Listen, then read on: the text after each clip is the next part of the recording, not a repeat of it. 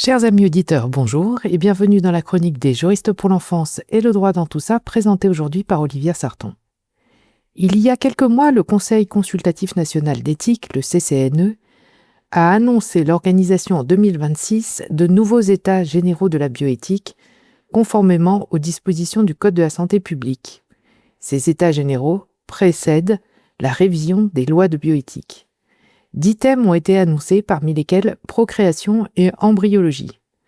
Nul besoin d'être grand clerc pour avoir la certitude que seront mis à l'étude des sujets pourtant repoussés par la représentation nationale en 2021, comme la rémunération des fournisseurs de gamètes, la possibilité pour une femme dont le conjoint est décédé d'utiliser les gamètes précédemment prélevés pour recourir à une FIV post-mortem, le tri des embryons, la légalisation de la gestation pour autrui, etc.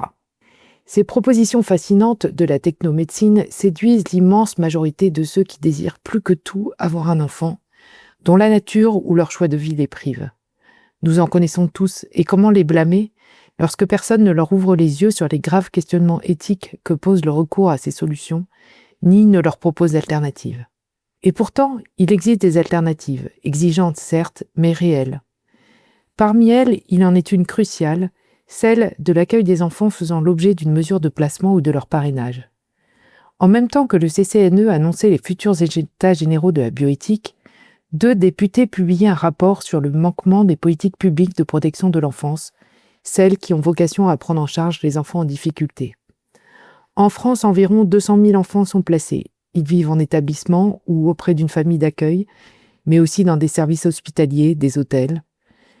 L'accueil en famille est celui reconnu comme le plus adapté, notamment pour les plus petits. Or, ces familles sont en voie de disparition. La mission d'assistant familial n'attire plus, et la situation va aller en se dégradant puisque la moitié des assistants familiaux a atteint ou dépassé l'âge de 55 ans. Faute de place en famille d'accueil, les bébés et les petits-enfants sont placés en pouponnières, lesquelles sont surchargées.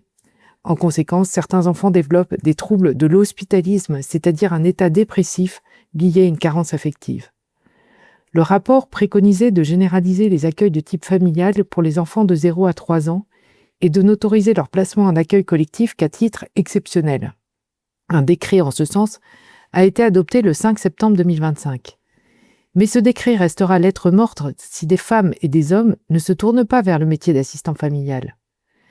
Alors, plutôt que d'accélérer dans la course en avant de la procréation artificielle, qui réduit de plus en plus l'enfant à naître à un produit devant répondre aux meilleures caractéristiques définies, il est temps que les politiques publiques soutiennent l'orientation du désir d'enfant vers ceux qui sont déjà là, vers ceux qui ont besoin que l'on prenne soin d'eux dans une famille, vers ceux qui ont besoin qu'on développe pour eux un parrainage de proximité en s'engageant dans la durée.